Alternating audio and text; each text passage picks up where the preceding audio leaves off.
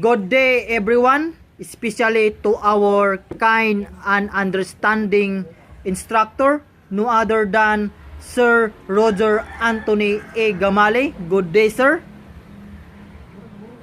First, I will introduce myself. I am Chacon Janel, BS Cream 2. So, the topic that I will discuss or report is different ways to show Filipino sense of nationalism. So, to show our sense of Filipino nationalism, everyone must work, act, participate, respect, stand proud, and love. So let us work on our own. Act today and participate in the government. Respect everyone, including their race. Stand proud for who you are and love everyone as you expect they will love you back. So here are the different ways to show Filipino sense of nationalism. Number one is respect the Philippine flag and value Filipino identity. So, being Filipinos, we should respect our flag and its purpose. The history and value of this flag are connected to the freedom we have today. Encourage our fellow men to participate and respect our flag and its anthem and even our different symbols. They provide us our identity as Filipinos or citizens of the beautiful Republic of the Philippines. So, we should value and respect our flag because our flag is connected on how we gain our freedom and our heroes sacrifice their lives just to construct and build our flag. So we have to pay attention while singing our national anthem. With that we miss you respect and love to our country and heroes. So, why do we need to show respect to our Philippine flag? So, it is the emblem of our nationhood, of what we had been, of what we are, and of what we hope to be. In our flag are crystallized our common aspirations as Filipinos and our collective vision for our country's future. As the symbol of our country, our flag should be accorded due respect and honor. So, how should we respect our flag? So we respect our flag by salute the flag whenever it is in paraded. When the pledge of allegiance is said or when the national anthem is played. Those not in uniform should salute the flag by standing at attention, full at straight with the left arm of the side and placing the right hand over the heart. So again, the Philippine flag, it's a symbol of who we are, of what happened in the past, and what is represents for us. So this symbolizes that giving importance to our flag is must. Everyone should respect and give value to our Philippine flag in appropriate ways. Our great heroes fought much to achieve the freedom that we should have as a Filipino people. Again, I will repeat, the flag it a symbolize of who we are, of what happened in the past. That you should respect our Philippine flag. Next, ways to show Filipino sense of nationalism is be productive citizen. So, be productive citizen, do not rely on everything and then blame our government, but instead yourself productive and helpful to the nation, because some of the Filipinos are blaming the government for any adverse things our nation would strike. True. There are some corrupt political position holders, but they're not all. The only issue here is that we rely too much on our government, then blame them afterwards. We should learn to stand on our feet and be productive and helpful, not only for ourselves but also for everyone.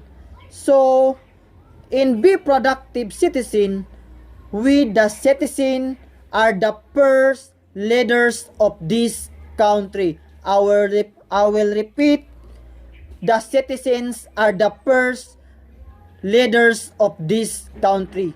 We are the roots of our leaders. In other words, we are the ones who choose the people who will lead our government. Our leaders and government officials originate from our votes. Thus, for our country to improve, progress must begin with us. We have to be responsible citizens to achieve personal and national development.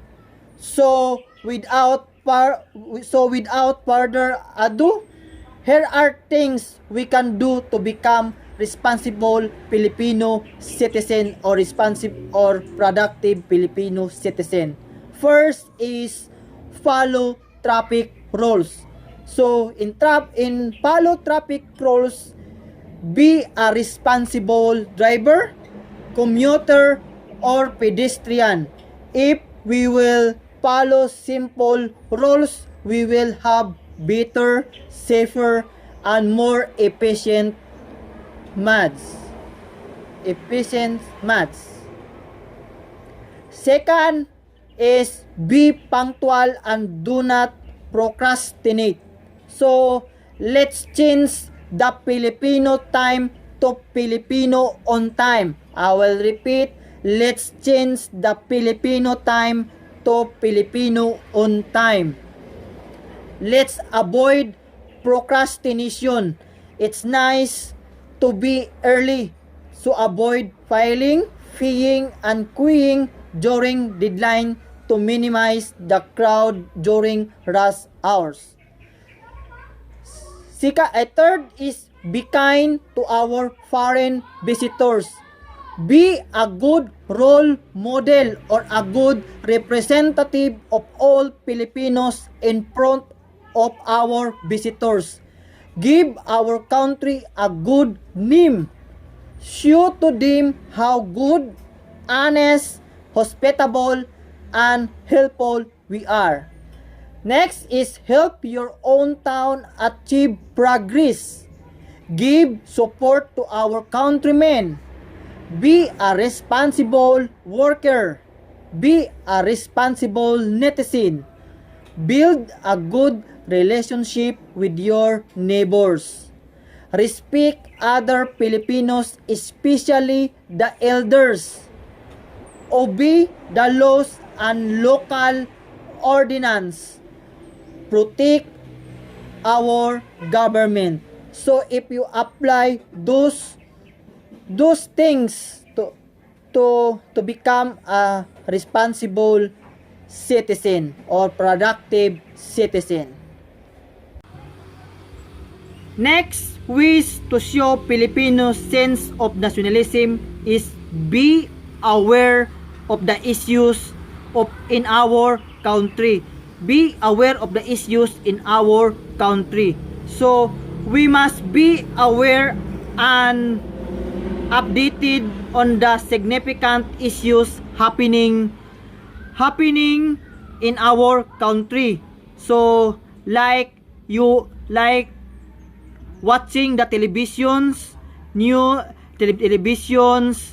reading the newspapers, listening the radios, we can update the issues in our country.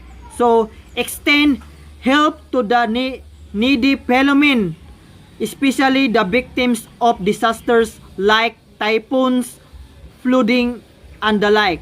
So naturally, all of us use media in our daily life. So I will say that media is one of our source to know the issues of our country. So we could already demonstrate our nationalism to our nation by using this media. Some of our fellow Filipinos use the authority of the press to extend their assistance to others in the past calamities that hit our nation. They publish some data about how other individuals might be able to assess disaster affected individuals. So one of the equipment or things that be aware the issues of our country is only to hear what's or read what's the TV, hear in radio news, and read the newspaper. We can know and we can know the issues of our country. That is, be aware of the issues of our country. That is the equipment, that is a things to be aware the issues in our country. So next wish to show Filipino sense of nationalism is stand proud for every achievement. So Filipinos are competitive in many ways around the world, such as beauty pageants, boxing, basketball game, singing, weightlifting, and many more that our achieve. So they are proud to be Philippines and to be brought to the nations for the awards like gold medalist, silver, bronze. That is a award. So for their accomplishments, they unite every Filipino. We can be proud of Filipinos like Manny Pacquiao. Manny Pacquiao is one the famous field in boxing. The football team, the Gilas Pilipinas basketball team in field of basketball. The current Olympic Games that won gold medalists, it's bring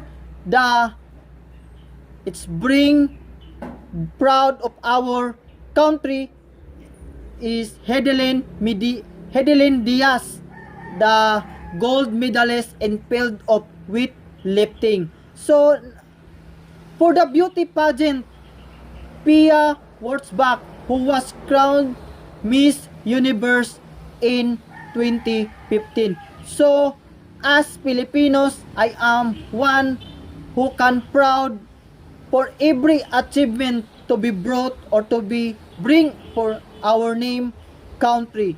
So let's be proud for every achievement to brought to the nation for the awards that the stand proud for every achievement. Next wish of Filipino sense of nationalism is patronize and support of our own products. So the Philippines has rich resources to create quality goods of products. So the manpower services we provide are also globally competitive. So our economy will improve more if we ourselves patronize or support our own products, which characterize our creativity, resourcefulness, and industry. So in spite of Filipino migration all over the globe, nationalism is also self-evident. Millions Filipinos now support goods and products made by the Philippines outside the Philippines. So everything is feasible with the emergence of a world economy based on information, driven by the free trade, market economy, and open capital markets. So the Philippines products live up to the standard of quality in all modesty. So with this, we encourage to support our locally made products, given that our products are equal or are more high-age products than imported products. So with this, we slowly exhibiting our love for our country. So let us patronize Filipino made products.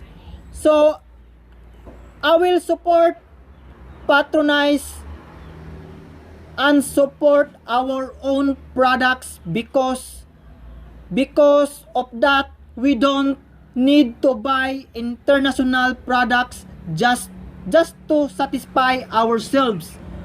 We can get local products for just a cheap price but still quality made. So yes, I will agree that because we can get international products and its quality made but with a high price. This is why we should support our local products to also help our farmers and our economy rise up. So we need to patronize and support on our products because also to help our farmers and our economy to rise up. That is to patronize and support on our own products. So next wish to show Filipino sense of nationalism is preserve the Filipino culture. So Philippines is rich in various colorful cultural elements. They are our identity. Be proud and preserve the culture we have, for they are our treasure. So we have to keep them for the future generation. So migrant Filipinos who have practically grown most of their lives overseas almost always return to the Philippines to explore our lovely beaches and the picture attractions and nations with 7,107 islands offers Filipinos maintain in periodic subscription to get in contract with every Filipino.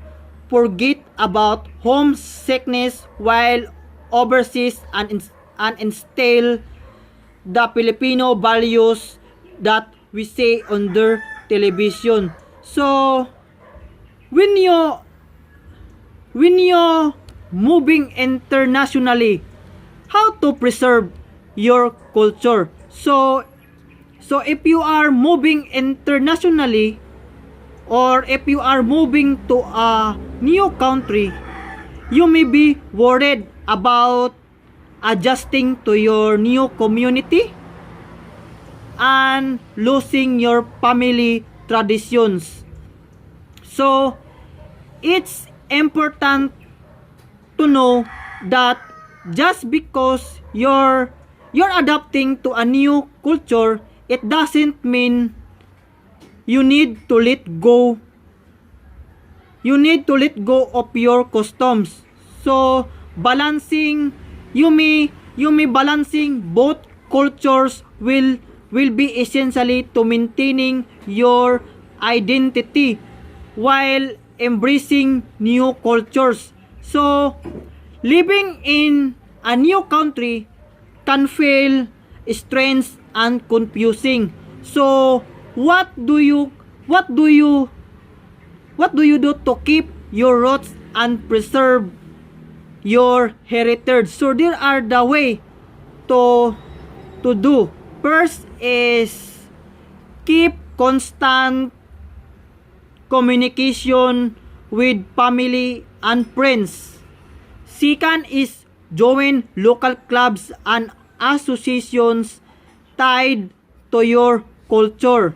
And lastly is maintain cultural tradition by sharing it with others. So that is the way to preserve our culture. If you are going to other country, you will preserve our culture. Next ways to show Filipino sense of nationalism is respect everyone and value traditions. So Filipinos are very courteous and respectful. That is true? Yes or no? Filipinos are courteous and respectful. That is true. You will acknowledge a Filipino individual everywhere you go because he or she has always been respectful of the elders and others, using the common po, certainly classic hu, uho, pu, and upo. So that is a commonly used in our tradition. Oho, ho, pu, and opo. Even in modern times, many Filipinos show and value their noble norms and traditions. So like Fiesta, they have our tradition Fiesta, Fiesta, or many more. Although Filipino overseas have held themselves as the peak of their interest in the presence of their domestic uniqueness with a passionate approach to political, social, and economic liberty. So Filipinos may have plurality in terms of divided islands. So in every islands, they have our own traditions, language, and also the language. So in our Philippines, there are more than 24 languages or dialects we have used. Religions, they have many religions in our country, and ethnicity, but they share a common country, love, and vision for a better Philippines. So that is to respect everyone and value traditions such as respect the religions of other other beliefs, speak the traditions of other such as Muslims. So that is, you must respect everyone and value the traditions. So that is the respect everyone and value our tradition. Next ways to show Filipino sense of nationalism is speak out our own language. So using our own language is manifesting and preserving our national identity. So I will repeat, using our own language is manifesting and preserving our national identity. It is our unique means of communicating and interacting with our fellow men. Our language is an important tool to achieve further unity and national development. So our language is the one way to communicate some people. Our language in our country is Tagalog. So 3 reasons why you should love your native language. So first is to strengthen your cultural identity and family ties. Second is to master other language. Next is to broaden your horizons. So Filipino language is our native language. So we need to prioritize and give importance to it by encouraging a love of our language in your child. So nowadays, a lot of parents want their kids to speak in English in order to have a competitive edge with their already grown up. So grown up and looking for work. So and yes,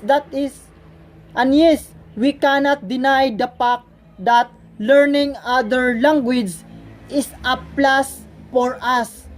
We can use this as bridge to one another. But on the other hand, we should also know the importance of Filipino language, for it always plays second best to English. So I'll repeat, for it always plays second best to English, as some people don't think that there are many benefits when it comes to practicing, using, and being good at Filipino. So, however, Filipino is a beautiful language. I will repeat, Filipino is a beautiful language. More nouns than English. And it is a reflection of how we are as a people, fostering a love of Filipino in your child entails with him a sense of pride and belongingness, and is important to our identity as a Filipino. So, I will repeat, speak out our own language is the fostering of love of Filipino in your child, instills with the sense of the pride and belongingness, and it is important to our identity as a Filipino. So that is, you will patronize or you will love our language. So that is, speak out our own language. So next is Next ways to show a sense of Filipino nationalism is remember and commemorate our heroes' sacrifices for our country. So,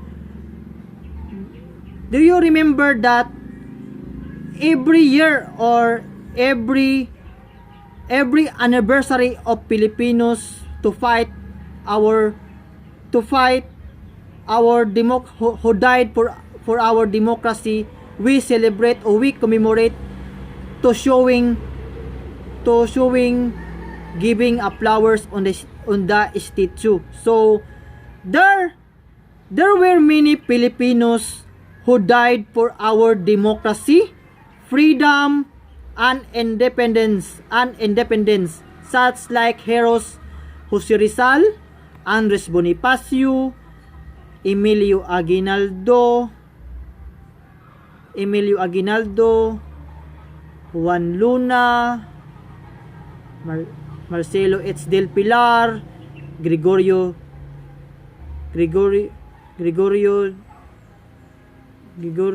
del Pilar, and many more Filipinos and many more heroes who died for the freedom, democracy, and independence. So some fought using their pens and tongues, while some used the power of their arms and weapons. So each had their own way of showing their love and respect to our country.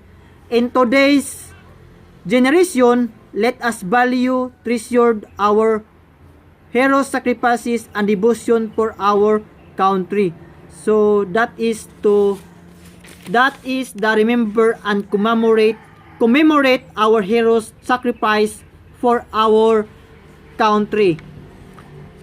Last is love our family, our neighbors, and our countrymen. So the essence of life for most Filipinos is to create their family and nation a part of their enduring engagement. They may even express their dedication to unpopular choices born to advantage of the majority. We are strongly committed our obligations. Filipinos create an all-out effort to work and make private sacrifices around the clock over the weekend hard work. These values, combined with an abundant reservoir or patience, have been inculcated by our beloved parents to our youthful minds. So, bravery of Filipino workers abroad is an ideal evidence of human sacrifices for family love and nation love, such as the Filipinos to go to other country to such as domestic helper to support the needs of their family. So that is love our family. Being away from home and dealing with the problems of life in a nation you know no one, and risking yourself into many forbidding dangers are exploratory, supporting our family's necessities back home by sending remittance that. So there are some Filipinos or domestic helpers are tortured, are to put her sacrifices self in danger because to support her families, to support the families. So the economy of the nation and make it more financially standing through monetary asset. So through the remittance our economy of the nations, make it more financially stable through monetary assets. That is the love our family. You should love our family, our neighbors, and our countrymen. That the they have in a Ten Commandments, they have said that love your neighbors. That is the 10 ways. That is a 10 ways to show the Filipino sense of nationalism. So that's all. That's all the different ways to show Filipino Filipino sense of nationalism. And that's all. Thank you.